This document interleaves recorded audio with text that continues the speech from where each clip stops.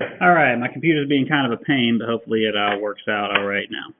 Let's look at this one first, the 5 square root of 18. I got down to there. So I took 18, I thought about what goes into it, and 9 goes into it of my special numbers.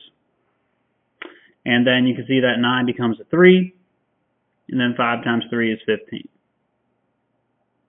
Okay, so there was that first one. I kind of spaced these out as I worked across. Now looking at the next one here, you got to be careful with 48. 48 is one of the 16s.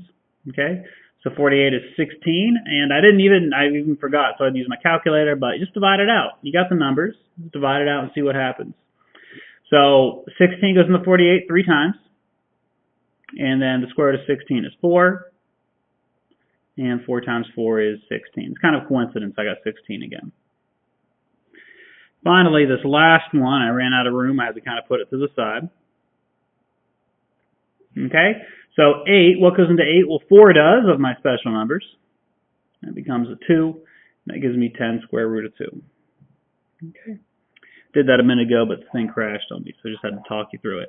Now, the last thing here, it says combine like terms. So you have to look what's alike and combine it. So the square root 2, square root 3, and square root 2. Well, the two that are alike are these two. So add those two together. This one isn't like the other two, so I'm going to leave it separate. So that gives me 15 plus 10 is 25, square root of 2, and then just put that at the end, plus 16, square root of 3.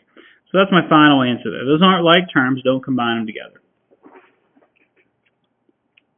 Okay, so that is, I don't want to say that's it, that was a lot to get there. But that's all you got to do to get to that answer. Okay, I'll put up the answers for these other 3 in a minute. You can go ahead and try them out. And I'll catch up with you. Peace.